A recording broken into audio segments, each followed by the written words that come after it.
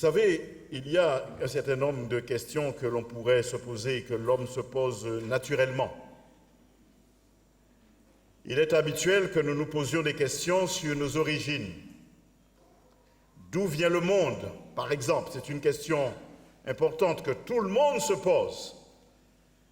Non seulement les enfants, mais surtout les adolescents, les personnes adultes également se la posent assez fréquemment parce que nous ne comprenons pas tout à fait d'où nous sommes venus, ce que nous faisons ici. Et alors, il y a une question qui va avec, c'est d'où vient le monde, d'où vient l'homme, d'où vient la nature? Un certain nombre de questions qui ont emmené des réponses quelquefois fantaisistes ou aussi fallacieuses. Par exemple, au XIXe siècle, il y a un homme du nom de Darwin qui pensait avoir trouvé la réponse à cette question à travers la théorie dite évolutionniste. Le problème avec la théorie de Darwin, c'est que quand on a étudié la chaîne de l'évolution, la paléontologie, on a vu qu'il y avait des maillons manquants qui fait que les scientifiques sérieux ont vite abandonné cette théorie. Je vous donne un exemple tout simple. On disait que l'homme venait du chimpanzé. Et alors que le chimpanzé avait 4 phalanges et celui qui était présenté comme le grand-père en avait 3. Et nous en avons 3. Donc dans l'évolution, il y a quelque chose qui ne va pas. S'il y avait 3 phalanges et puis 4 et ensuite 3, il y a quelque chose qui n'a pas fonctionné. Donc dans la chaîne évolutionniste, on s'est rendu compte que avec les éléments étudiés, l'étude des fossiles, etc., que cette hypothèse ne pouvait pas être reconnue comme valable et également, elle ne pouvait pas avoir le suffrage de l'humanité. Donc, abandonné. Quelques personnes continuent d'en parler, mais les scientifiques sérieux disent que ce n'est pas possible. Alors cette théorie, évidemment, elle n'est plus de cours aujourd'hui dans le monde civilisé dans lequel nous sommes. Au XXe siècle, on a vu apparaître un ouvrage qui s'intitule « Les chariots de Dieu », dans lequel on présente les extraterrestres comme étant venus, il y a de cela des millénaires, pour pondre l'homme, et ensuite, ils sont repartis. Ils sont venus, ils ont pondu, les humains ont commencé à se reproduire, et ils sont repartis. Et alors, là encore, on se rend compte qu'il y a quelque chose qui ne va pas. Même si aux États-Unis et à Porto Rico et dans d'autres pays, il y a des soucoupodromes qui ont été construits, c'est-à-dire des lieux où les soucoupes volantes devraient arriver pour recevoir les extraterrestres qui vont revenir chercher les humains. Il y a un problème malgré tout, c'est que dans les 2 hypothèses que nous avons avancées, que ce soit l'évolution de la vie ou que ce soit l'arrivée d'extraterrestres au milieu de l'humanité, une question reste posée. D'où vient la vie? Et dans les 2 cas, il n'y a pas la réponse à cette question majeure. La vie a évolué, mais d'où vient-elle? Les extraterrestres ont emmené les hommes sur Terre, mais d'où vient la vie? La Bible, elle, présente un message parce que nous croyons en tant que chrétiens à ce que l'on appelle la biogenèse. Bio qui veut dire vie et genèse, commencement. Il y a certainement un commencement de la vie. Et ce que personne ne peut expliquer, si ce n'est que la parole de Dieu déclare dans le premier livre de la Bible qu'on appelle la Genèse, chapitre 1er et au verset 1er, au commencement, Dieu créa les cieux et la terre. C'est la seule réponse que l'on a pour l'instant et qui soit plausible.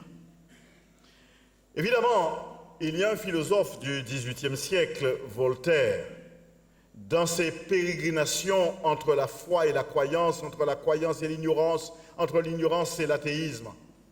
Il a déclaré un jour, « La terre est belle, et il est impossible, ni même inconcevable, qu'une pareille horloge n'ait pas un horloger. » Voltaire est obligé, quand il considère la complexité de ce monde, de conclure qu'il est impossible qu'une pareille horloge n'ait pas un horloger. Et quand je considère la science aujourd'hui, il y a toutes sortes de spécialités pour s'occuper du corps humain, et les spécialistes du corps humain reconnaissent avec humilité que malgré tout cela, on n'est pas encore arrivé à comprendre ce corps parce qu'il est si complexe.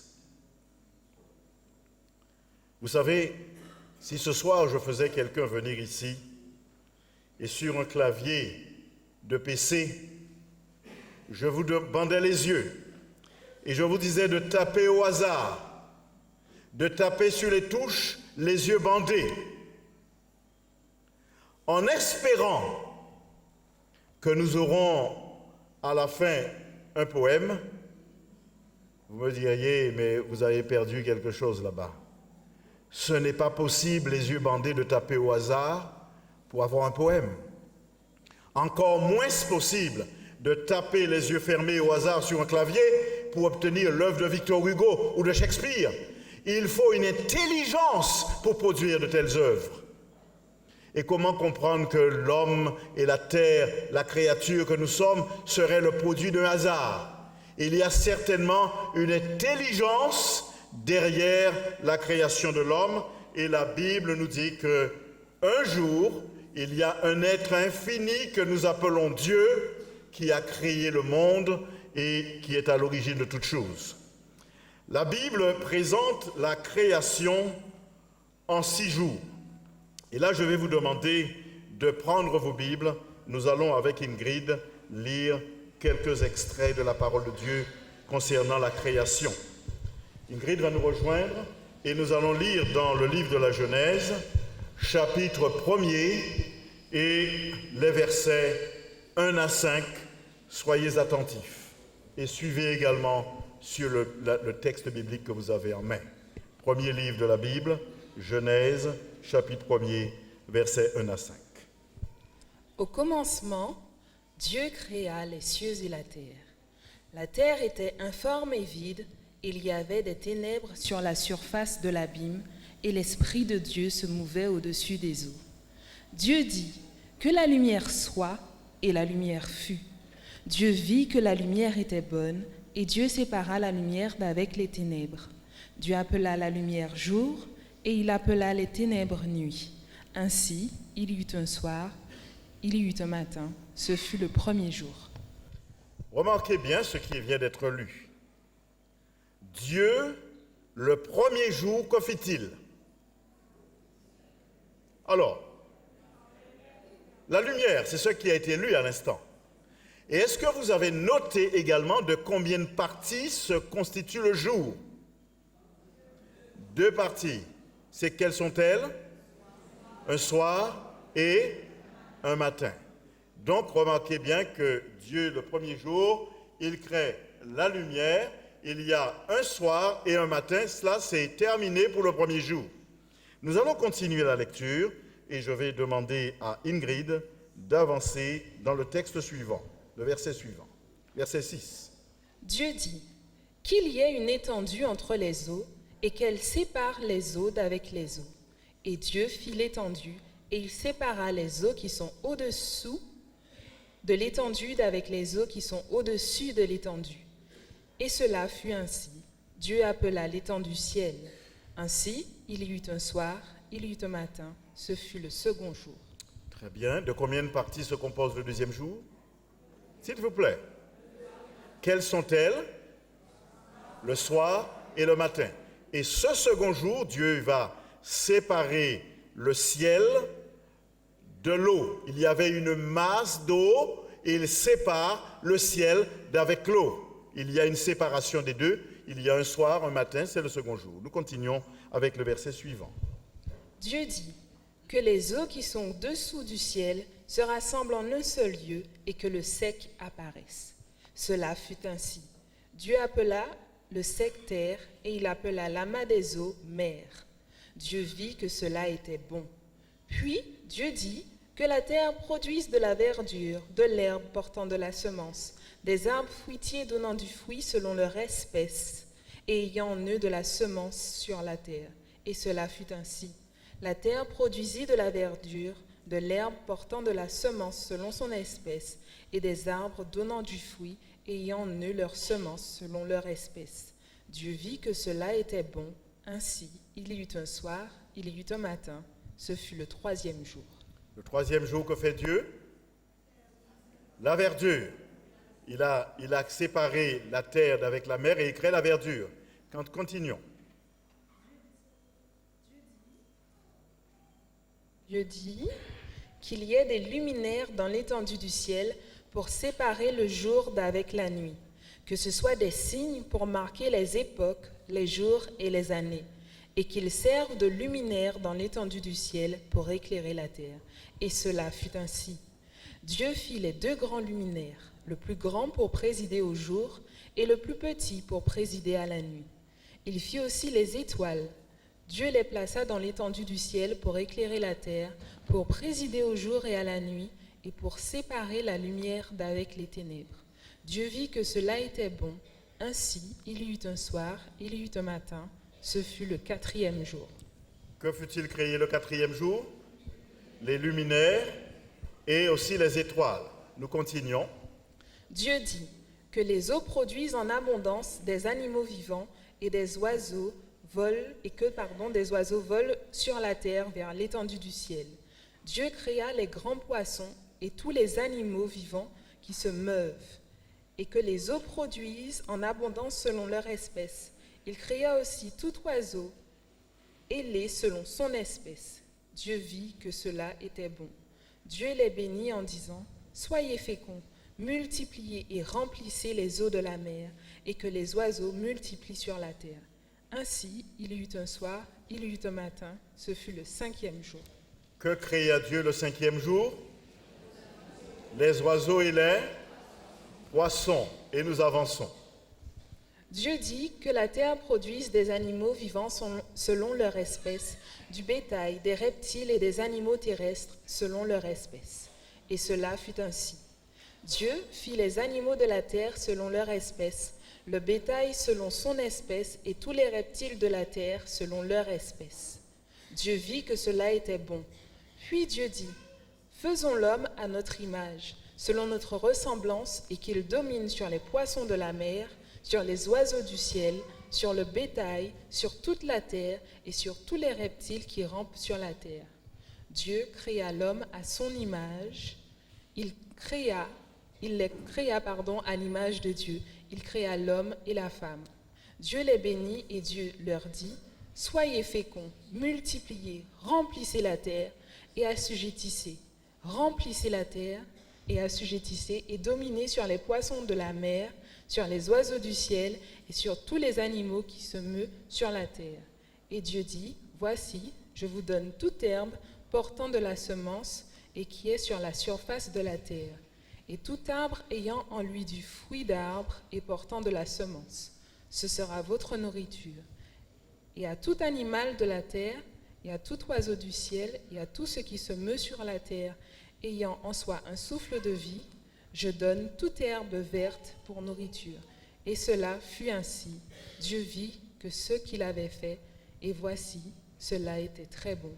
Ainsi, il y eut un soir, il y eut un matin. Ce fut le 6e jour. Très bien, merci Ingrid. Nous avons parcouru les 6 jours de la création. L'Éternel, ainsi, chaque jour, il créa un élément, ou il créa une créature. Nous avons le 5e jour, nous avons noté que Dieu a créé les poissons et les oiseaux. Le 6e jour, les mammifères terrestres, puis l'homme. Mais si vous avez été attentifs, il n'y a qu'au 6e jour qu'il dit, voici, cela était très bon. Parce que la création était sa perfection avec l'arrivée de l'homme.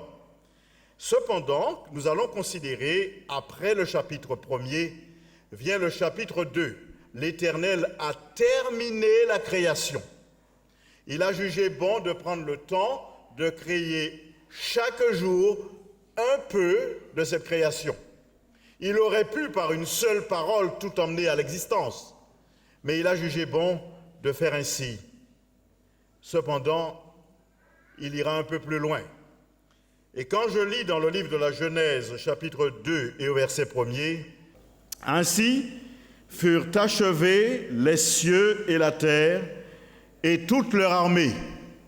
Dieu acheva au 7e jour son œuvre qu'il avait faite et il le sanctifia, parce qu'en ce jour, il se reposa de toute son œuvre qu'il avait créée en la faisant. » Alors que se passe-t-il, puisque Dieu, ce jour-là, visiblement, il ne crée pas d'arbres, il ne crée pas d'oiseaux, il ne crée pas d'astres, il ne crée pas d'humains. En fait, on a l'impression qu'il ne crée rien.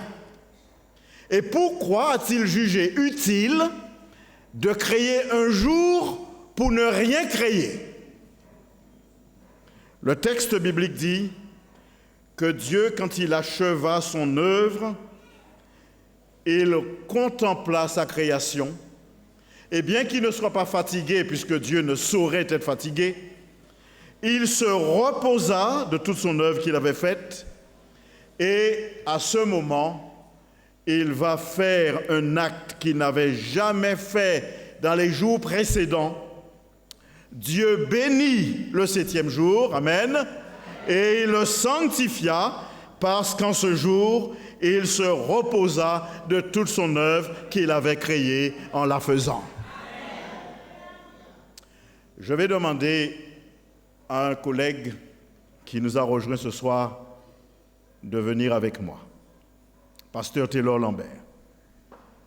Donc les deux commerçants se rencontrent, ils sont deux amis. Alors un lui dit, mais le 7e jour est le jour du repos. C'est un jour à part, un jour différent, un jour béni. Et l'autre lui dit, mais écoute, les jours sont égaux. Donne-moi 7 oranges et je te ferai voir qu'il n'y a aucune différence entre les 7. Et il lui a donné 7 oranges et évidemment il les a alignées les unes après les autres en comptant 1, 2, 3, avec nous si vous voulez, 4, 5, 6 et 7. Et l'homme les a alignés. Le chrétien lui dit, bon, écoute, c'est simple. Voici le premier jour que Dieu n'a pas béni, le deuxième que Dieu n'a pas béni, le troisième que Dieu n'a pas béni, le quatrième non plus, le cinquième non plus, le sixième non plus, mais il a béni le 7e. Alors, l'ami qui était venu le voir lui dit, mais écoute, je te ferai remarquer qu'il n'y a pas de différence entre les jours, ils sont égaux. Et lui, il a fait quelque chose, c'est qu'il les a tous mélangés. Il les a tous remués, il les a mélangés un peu partout, il les a vraiment mélangés et il lui a dit, bon, écoute, si tu es sûr que le 7e jour est différent, eh bien je te mets au défi de le reconnaître maintenant. Alors le chrétien lui a dit, je vais te faire la preuve qu'il est différent. Et il a dit, ici Dieu n'a pas béni ni sanctifié. Ici non plus, ici non plus, ici non plus. Mais arrivé au 7e jour, Dieu a béni le 7e jour et ensuite il l'a sanctifié. Et il a dit, maintenant tu peux les mélanger, je vais faire la différence. Parce que ce jour, merci pasteur, a été béni et sanctifié. Et ce n'est pas moi qui l'ai fait, ce n'est pas un homme qui l'a fait, c'est Dieu lui-même qui l'a fait. Il a décidé que ce jour-là sera béni, et ce, depuis la création du monde. Un homme de Dieu va faire une demande au Seigneur. Il y a des bénédictions de Dieu qui sont conditionnelles, mais il y en a qui ne le sont pas, qui sont constantes. Et voilà une prière que nous avons dans le premier Chronique, chapitre 17, verset 27. « Veuille donc bénir la maison de ton serviteur, afin qu'elle subsiste à toujours devant toi. » Et dites avec moi, « Car ce que tu bénis, ô Éternel, est béni pour l'éternité. Ce que tu bénis au Éternel est béni pour l'éternité. Alors j'ai quelques questions à voir avec vous ce soir. Pourquoi le repos du sabbat a-t-il été donné? Et pour qui le repos du sabbat a-t-il été donné? Il y a des personnes qui répondent à cette question de façon hâtive. Et quand on parle du 7e jour et du sabbat, ils disent c'était pour les Juifs. Mais en réalité, quand Dieu a béni le 7e jour à la création, il n'y avait pas de Juifs, il n'y avait pas Noé, il n'y avait même pas Abraham. Et Dieu a béni ce jour dès le commencement. Et quand Israël et les Juifs deviendront le peuple de Dieu, ils vont normalement faire ce que tous ceux qui servent Dieu doivent faire, ils vont garder le sabbat. Mais il n'était pas créé pour eux ni donné à des humains en particulier, puisque le texte dira, et c'est Jésus qui parle en Marc chapitre 2 verset 27, puis il leur dit, le sabbat a été fait pour l'homme et non l'homme pour le sabbat. Pour qui donc le sabbat a-t-il été fait? La Bible dit pour l'homme, pour l'humanité, et c'est pourquoi Dieu le bénit dès le commencement, alors qu'il n'y a pas encore de peuplade particulier. Dieu a voulu que le sabbat soit le mémorial de la création. Et si aujourd'hui nous avons des personnes qui ont prétendu que nous descendons du singe, c'est précisément parce qu'on a oublié ce mémorial. En mettant le sabbat et en le bénissant, Dieu a voulu que les humains se rappellent qu'il y a un créateur et qu'il y a une origine à la vie et qu'il y a un moment marqué où Dieu a emmené l'homme à l'existence. Et comme, hélas, les humains n'ont pas toujours gardé ce mémorial de la création, ils se sont perdus dans les dédales de l'incrédulité et de la fausseté. L'Éternel Dieu a tellement voulu que l'homme se rappelle de ce jour béni dès le commencement, qu'il en a fait un commandement. La Bible nous présente dans le livre d'Exode 10 commandements qui sont repris dans le Nouveau Testament. Mais parmi les 10, il y en a un qu'on appelle le 4e commandement et qui se lit ainsi. Souviens-toi du jour du repos pour le sanctifier. Tu travailleras 6 jours et tu feras tout ton ouvrage. Mais le 7e jour est le jour du repos de l'Éternel ton Dieu. Tu ne feras aucun ouvrage, ni toi, ni ton fils, ni ta fille, ni ton serviteur, ni ta servante, ni ton bétail, ni l'étranger qui est dans tes portes. Et pourquoi donc Dieu le demande? Et pourquoi Dieu fait cette réclamation? Il ajoute, verset suivant, car en 6 jours l'Éternel a fait les cieux, la terre, la mer et tout ce qui y est contenu, et il s'est reposé le 7e jour. C'est pourquoi l'Éternel a béni le jour du repos et l'a sanctifié. Donc notez bien que même dans le commandement qui est donné sur le mont Sinaï, il y a référence à la création. Dieu demande que nous gardions le 7e jour comme jour du repos en souvenir de la création pour adorer le Créateur et pour nous remémorer nos origines. Qui donc a créé le sabbat au commencement? Qui donc a créé le sabbat au commencement?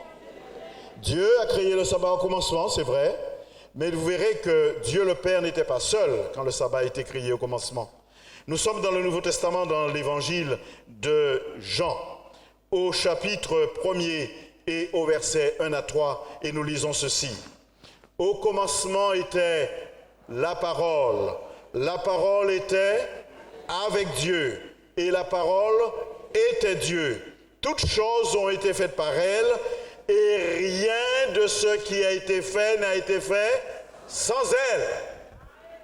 Au commencement était le Verbe était avec Dieu, le Verbe était Dieu, toutes choses ont été faites par lui, et rien n'a été fait sans lui. Et au verset 14, nous lisons, « Et le Verbe a été fait chair, et il a habité parmi nous. La parole a été faite chair, et elle a habité parmi nous. » Ce qui signifie que Jésus-Christ lui-même, il est créateur avec le Père au commencement, et Jésus-Christ a donc lui-même créé le sabbat. Et c'est pourquoi, quand il viendra sur terre, il va donner l'exemple à ses contemporains et aux générations futures. Dans l'évangile de Luc, chapitre 4, verset 16, à la page 1022, nous lisons ceci. Il se rendit à Nazareth, où il avait été élevé. Et selon sa coutume, certains disent pour aller rencontrer les Juifs. C'est détourner le sens du texte. Selon sa coutume, il entra dans la synagogue le jour du sabbat. Il se leva pour faire la lecture. Ça signifie qu'il avait l'habitude. Jésus n'a changé que ce qui n'avait plus de signification. Et il s'est attaqué à l'hypocrisie des pharisiens, qui avaient des habitudes qui n'étaient pas voulues par Dieu ou qui n'avaient plus raison d'être. Et s'il avait voulu que le sabbat ne soit plus gardé, il l'aurait dit et il l'aurait démontré. Mais selon sa coutume, il allait dans la synagogue le jour du sabbat. Donc la question qui vient ce soir et que je voudrais vous poser, que devraient faire ou que doivent faire les véritables disciples du Christ? Que doivent faire les véritables disciples du Christ? Dans l'épître de Jean, la première au chapitre 2, verset 6, il est écrit ceci. « Celui qui dit qu'il demeure en lui doit marcher aussi comme il a marché lui-même. » Ça signifie qu'il doit l'imiter en toutes choses. Celui qui dit qu'il demeure en Jésus-Christ doit marcher comme Jésus-Christ a marché. Jésus-Christ a-t-il gardé le sabbat? Oui. Eh bien, celui qui demeure en lui gardera le sabbat. Parce qu'il marche comme le maître. On imite le maître parce qu'on est un disciple. Un disciple marche comme le maître le conduit. Il suit le chemin qui lui a été montré. Nous allons donc découvrir qu'il y a eu de ces disciples et des apôtres comme Paul, qui a bien compris qu'il ne peut pas vivre sans Jésus et qu'il a imité en toutes choses. Et dans le livre des Actes des Apôtres, chapitre 17, versets 1er et 2, nous lisons ceci. Paul et Silas passèrent à Amphipolis et à Polonie, et ils arrivèrent à Thessalonique, où les Juifs avaient une synagogue. Paul y entra selon sa coutume. On a exactement la même expression. Pendant 3 sabbats, et il discuta avec eux d'après les Écritures. Verset 13. Paul et ses compagnons s'étant embarqués à Paphos se rendirent à Perge en Pamphylie. Jean se sépara d'eux et retourna à Jérusalem. De Perge, ils poursuivirent leur route et arrivèrent à Antioche de Pisidie. Étant entrés dans la synagogue le jour du sabbat, ils s'assirent. Ils se taisent, ils s'assoient tout simplement. Maintenant, le verset suivant, verset 15, dit ceci.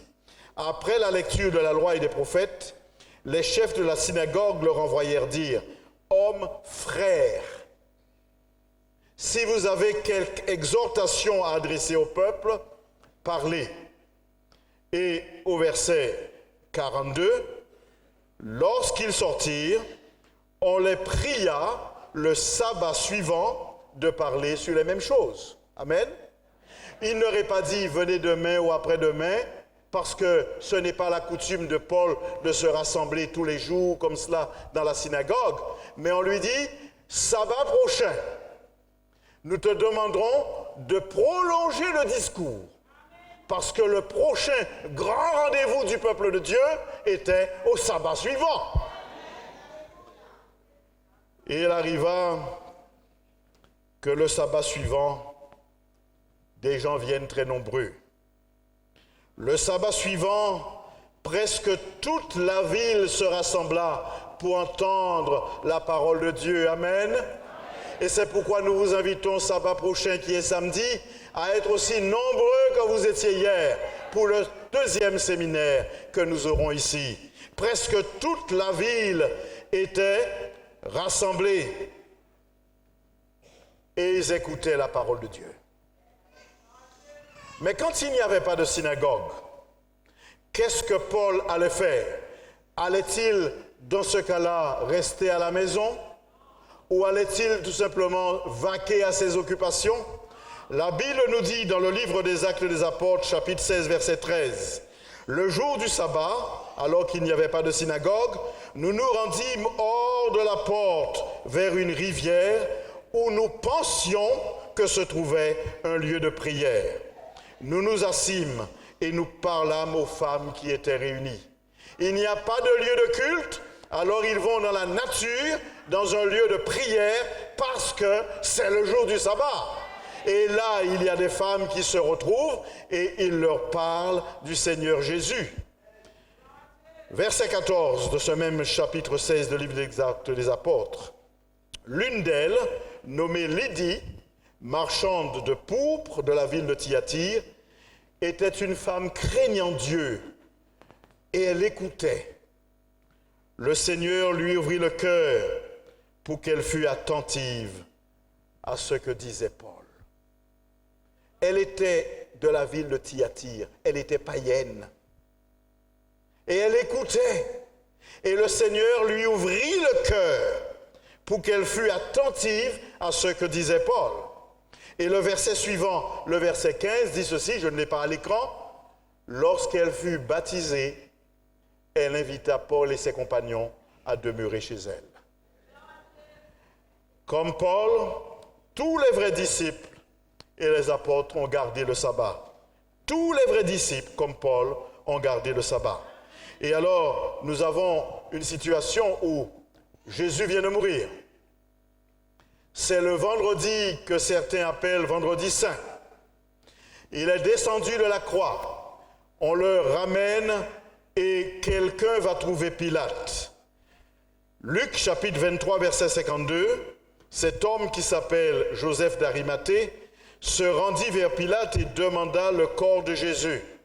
Et on le lui remit. Au chapitre 23, verset 53, il le descendit de la croix, l'enveloppa d'un linceul et le déposa dans un sépulcre taillé dans le roc où personne n'avait encore été mis. Nous sommes le vendredi en fin de journée. Le corps de Jésus est descendu et mis dans un tombeau où personne n'avait encore été placé.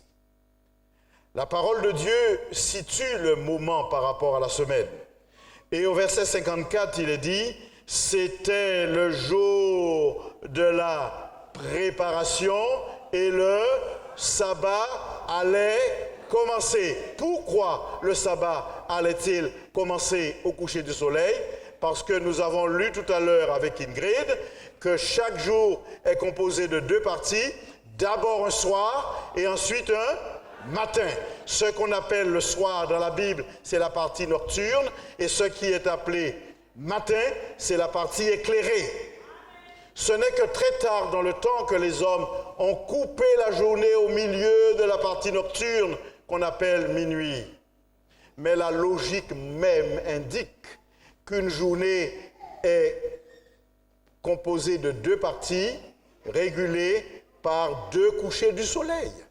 À partir du moment où le soleil se serait couché le vendredi soir, le sabbat commençait. Par conséquent, on dit dans la parole de Dieu ici, le sabbat allait commencer.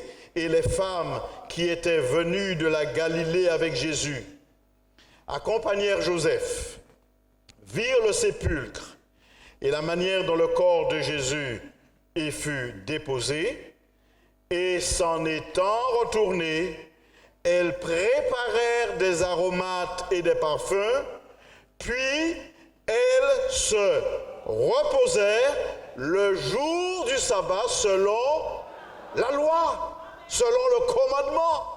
Elles ne pouvaient pas travailler parce que l'embaumement demandait un travail énorme et elles ne voulaient pas transgresser le sabbat. Elles se reposent après le coucher du soleil. Alors certains avaient voulu prétendre qu'après la mort de Jésus, il n'y avait plus de sabbat. Nous avons ici la démonstration que les véritables disciples continuaient à observer le sabbat. Du reste, lui-même, il le fera dans la tombe. Il est mort le vendredi, il va rester dans le repos pendant le 7e jour, et la résurrection du Christ n'aura lieu que le premier jour de la semaine. Alors, comment sait-on qu'il s'agit du premier jour de la semaine? Eh bien, tout simplement, c'est parce que la Bible dit. La Bible déclare, dans Luc chapitre 24, verset 1er, le premier jour de la semaine, alors elles se rendirent au sépulcre de grand matin, portant des aromates qu'elles avaient préparés, et elles ne trouvèrent pas le corps du Seigneur Jésus. La Bible dit bien ici, le premier jour de la semaine. Elles se rendirent au sépulcre de grand matin, et elles ne trouvèrent pas le corps du Seigneur Jésus, parce qu'il était ressuscité le premier jour. Et dans la version en français courant, ce n'est pas écrit le premier jour, mais le dimanche matin. Vous pouvez acheter cette version. Donc, Jésus est ressuscité le premier jour de la semaine, qui est le dimanche. Le second, deuxième jour, c'est lundi. Troisième jour, c'est mardi. Quatrième jour, c'est mercredi. Cinquième jour, c'est jeudi. Sixième jour, c'est vendredi. Et septième jour, c'est le samedi. Ça, c'est la preuve biblique. Nous avons également une autre preuve historique. Les Juifs qui ont commencé à garder le sabbat en des temps immémoriaux, quand vous leur demandez aujourd'hui, mais quel est le jour du Shabbat? Ils vous disent c'est le samedi. Ils sont la preuve historique que le jour n'a pas bougé. Par conséquent, nous avons là encore une autre évidence. Et nous avons également dit hier matin à ceux qui ont posé la question, primera fera, secunda fera, tercera fera, ce sont la manière dont les Portugais vont nommer les jours, premier jour, deuxième jour, troisième jour, et quand ils arriveront au septième jour, ils ne diront pas septième jour, ils diront sabado. Ce sont des preuves historiques, parce que ce sont des peuples qui très tôt ont été mis en contact avec les vérités de la parole de Dieu. Il est vrai qu'il y a eu des tentatives de faire disparaître le 4e commandement. Nous en parlerons prochainement le jour où je traitais de la question sabbat ou dimanche, quel est le jour du repos? Et ceci a été voulu par le diable lui-même, qui a toujours tenté de contrefaire tout ce que Dieu a fait. Dieu a créé le mariage, il a créé le concubinage. Dieu a créé le repos du 7e jour, il va transférer, ou tenter de le faire, le repos à un autre jour, et la quasi-totalité de la population du monde est en train de suivre des traditions, alors que la parole de Dieu, qui est la même hier, aujourd'hui et éternellement, comme Dieu l'est lui-même, n'a en rien changé. C'est pourquoi les prophètes avaient annoncé que bientôt, des gens allaient tenter de changer la loi de Dieu. Voilà ce que disait le prophète Daniel en parlant d'une puissance qui agirait pour tenter de changer les bienfaits de Dieu. Il prononcera des paroles contre le Très-Haut. Il opprimera les saints du Très-Haut. Il espérera changer les temps et la loi, et les saints seront livrés entre ses mains pendant un temps, des temps et la moitié d'un temps. Ce que je voudrais surtout que vous notiez, c'est cette expression. Il espérera changer les temps et la loi.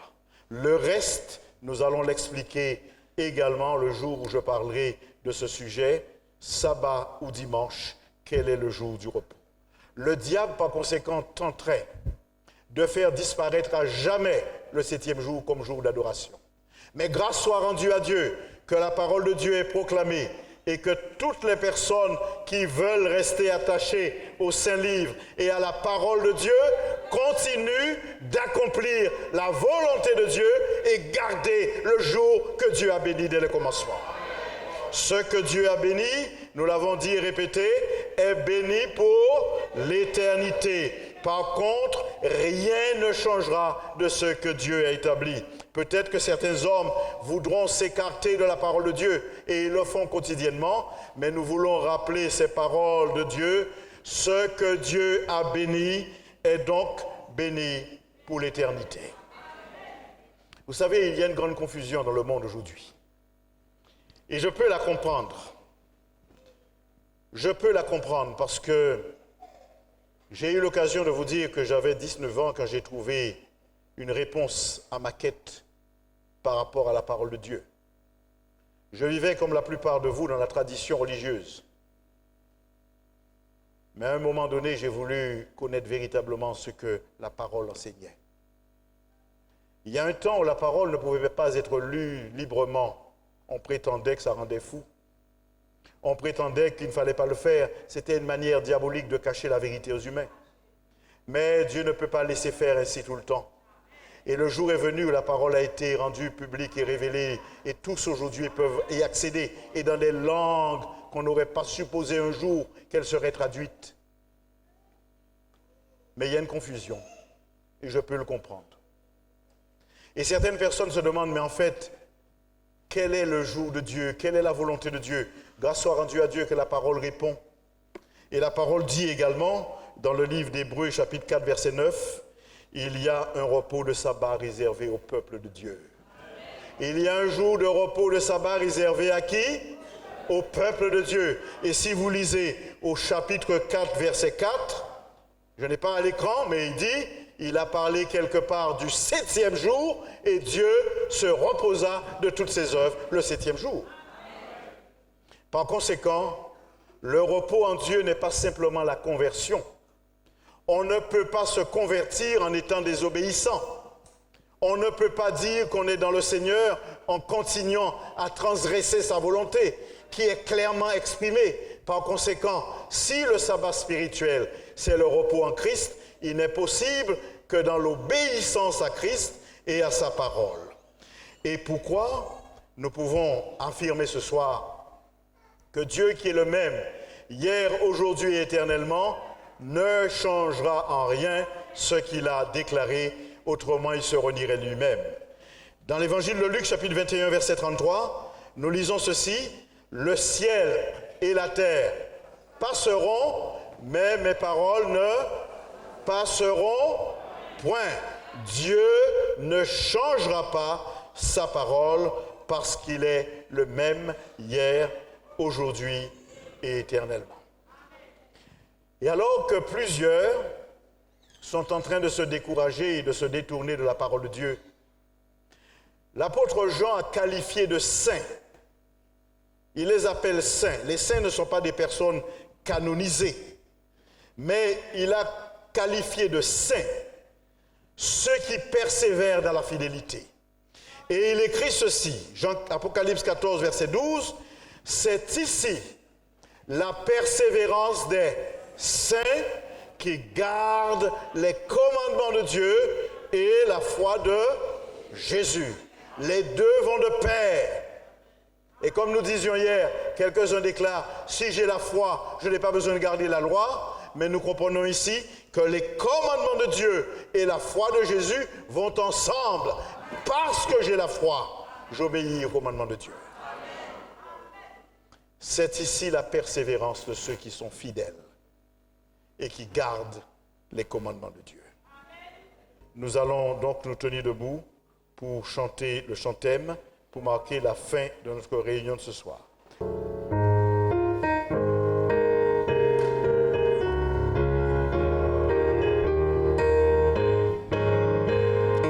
Le temps s'enfuit, l'heure s'écoule, qui sait si nous vivons?